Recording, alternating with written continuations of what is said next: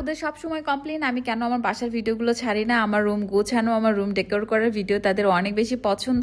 আচ্ছা কেন ছাড়ি না সেটাও বলবো। তার আগে আপনারা সবাই আমার অনেক অনেক অনেক ভালোবাসা নিবেন, কারণ আপনারাই আমার ইন্সপিরেশন। আচ্ছা আমি কেন আমার রুমের ভিডিওগুলো ছাড়ি না আমি বলি। সকালবেলা ঘুম থেকে ওঠার পর আমার এত বেশি যুদ্ধ শুরু হয়ে যায়, যে কারণে আমি যে ভিডিওটা করব সেটা এখন আর আমি পারি না। যখন থেকে কাপড়ের শোরুমটা দেওয়া হয়েছে, আগে যখন মোবাইলের শোরুম ছিল তো তখন সব এমপ্লয়িরা আসে ওদের মতো করে খুলে, আমার এত যাওয়ার দরকার হয় না। কিছু ইম্পর্টেন্ট কাস্টমার আসলে আমি হ্যান্ডেল করতে যাই, আর ওই শোরুমটা ছিল আমার বাসার নিচতলায়। আর এখন হয়েছে একটু ডিস্টেন্স বেশি, আর কাপড়ের শোরুমে এত বেশি ফ্লো থাকে আলহামদুলিল্লাহ, এত দূর দূর থেকে সবাই আসে। আমি আপনাদের জন্যই তো আমি কাপড়ের শোরুমে সবসময় উপস্থিত থাকি, আমার সবসময় দেই। কারণ কি আপনারা যখন এসে আমার মুখটা না দেখতে পান তখন খুবই কষ্ট পান, এই জন্য আমি চাই না যে কেউ এসে কষ্ট পাক, যার জন্য করে আমি শোরুমে পুরো টাইম দিই যখন নগাতে থাকি। আর একটা বিষয় কি জানেন, বাসার ভিডিও যখন করা হয় সেক্ষেত্রে ভিডিওটা রিঙে রেখে আমি একাই স্ট্যান্ড থেকে ভিডিওটা করি। বারবার মোবাইল কানেক্ট করা, বারবার এখান থেকে ওখানে স্ট্যান্ডটা সরে নিয়ে যাওয়া, ভিডিও ক্লিপ নেওয়া, ভুল হলে আবার সেটা নেওয়া, এতে করে আমার অনেক বেশি সময় যায়।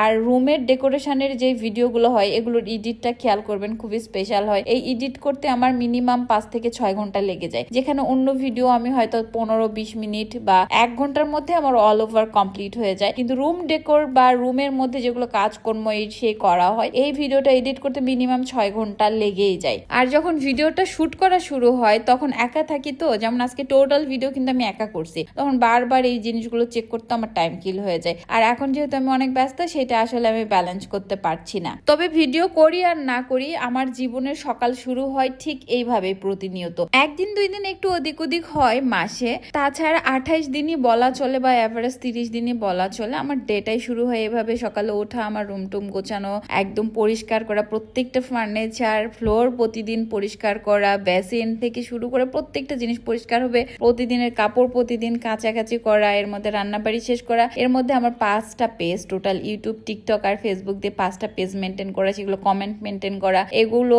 এডিট ঠিক মতো টাইম পোস্ট করা, তারপরে আমার মেসেঞ্জারে আপনারা যারা ড্রেস নিতে চান হোয়াটসঅ্যাপে এগুলো চেক করি পাশাপাশি। কারণ আমার অ্যাডমিনরা কি করছে না করছে সেটার উপরে আমি বসে থাকতে পারি না, আমার নিজেকে দেখতে হয়। স্টেট ফার্স্টের অ্যাপসটা আমি নিজে যেহেতু মেনটেন করি, তো পার্সেল কোথায় যায় না যায়, কে রিসিভ করছে কে রিসিভ করছে না, সেগুলো আমাকে সব সময় দেখতে হয়। এই সব কিছু মিলে আমার সকালবেলা খুবই যান্ত্রিক। আবার ব্যাংকের ব্যাপার থাকে, ব্যাংক ওয়ারে কাজ শেষ করতে হয়, এবং আমার যে এমপ্লয়াররা থাকে তারা আমাকে একটু পরপর কোনো না কোনো কমিউনিকেশনের জন্য ফোন দেয় যতক্ষণ বাসায় থাকি। আবার আপনারা খেয়াল করেছেন যে আমার নিজের প্রোডাক্টের লাইভগুলো আমি নিজে করি, সেগুলো একটা ব্যাপার আছে, পার্সেলগুলো রেডি করার ব্যাপার আছে। তো সবকিছু মিলে এত ব্যস্ত, তা আমি কি বলবো, বলে হয়তো বা কমাইতে পারবো না, তার জন্য করে আসলে নাই বলি। রেগুলার ডেই আমার এভাবে শুরু হয়, তো আবার ভাবি মাঝে মাঝে একই ভিডিও প্রতিদিন ওই একই আমার লাইভ প্যাটার্ন আবার কি শেয়ার করব, তাই ডিফারেন্ট করার চেষ্টা করি। ভাবছিলাম পুরো বাসা আজকে খুবই সুন্দর করে ঠিকঠাক করব, কিন্তু সেখানে 80% করতে পারছি, 20% করতে পারিনি, কারণ অনেকের রুমে অনেক ততক্ষণও শুয়েছিল।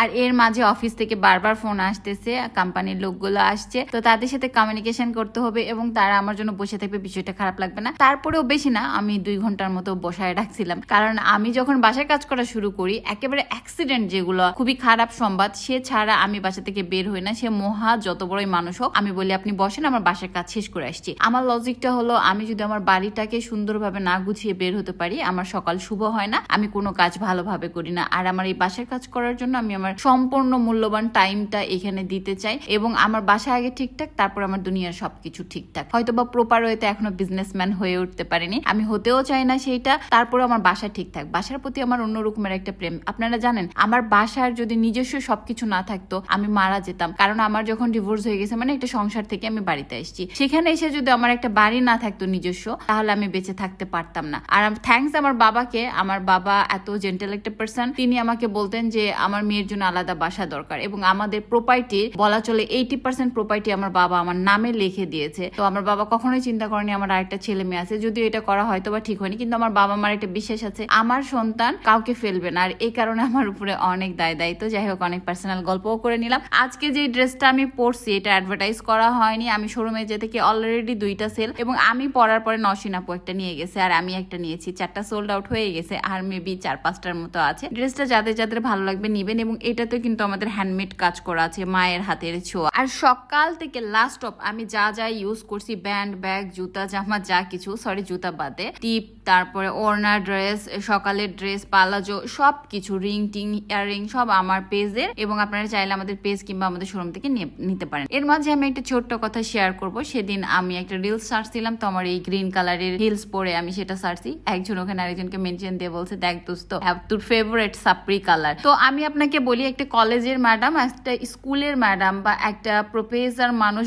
ডক্টর কিংবা ব্যাংকার কখনোই সাপরি ভাষাটা চিনে না। আপনি যে সাপরি থেকে উঠে আসেন, এই জন্য আপনি সাপরি ভাষা, সাপরি কালারটা জানেন। আমি কিন্তু এই ভাষাটা ইউজ করতে পারবো না আমার প্রফেশন অনুযায়ী। আসলে মানুষ তার ব্যবহারের মধ্যে তার বংশের পরিচয়টা দিয়ে দেয়। আরো একটা কথা, আপামনি, সবাই হিলস ক্যারি করতে পারে না। আমি নিশ্চিত এইটা পরে আপনি 2 ঘন্টাও থাকতে পারবেন না, কিন্তু আমি 18 ঘন্টা এইটা পরে আমার যুদ্ধ চালাই দেয়, জীবন যুদ্ধ। ওকে, তো সবাইকে দিয়ে সবকিছু হয় না। আপনার কুমতি আপনার মধ্যে রাখেন, আপনার কুমতি আপনি আরেকজনের খুদ হিসাবে দেখতে পারেন না, ঠিক আছে? আর এইটার যে কস্ট, সেটা আপনার পুরো মাসের খরচ না। বাই দা ওয়ে, আশা করি আপনাদেরকে বুঝাইতে পারছি। আর অবশ্যই এই ভিডিওর পার্ট 2 দিব, কারণ আমি সারাদিন এত কাজ করি, ওইটা যদি এক ভিডিওতে দিয়ে আপনারা অজ্ঞান হয়ে যাবেন। তাই সকাল থেকে দুপুর পর্যন্ত একটা দিলাম, এটা পার্ট 2 আবার শেয়ার করবো, তাহলে আপনারা বুঝবেন আমি সারাটা দিন কিসের উপরে থাকি আর আমার 24 ঘন্টায় কতগুলো কাজ থাকে।